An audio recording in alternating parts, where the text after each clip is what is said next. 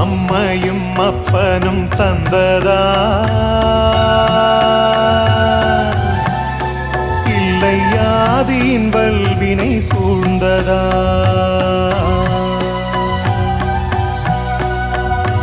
அம்மையும் அப்பனும் தந்ததால் இல்லை ஆதியின் வல்வினை சூழ்ந்ததா இம்மையை நான் அறியாததா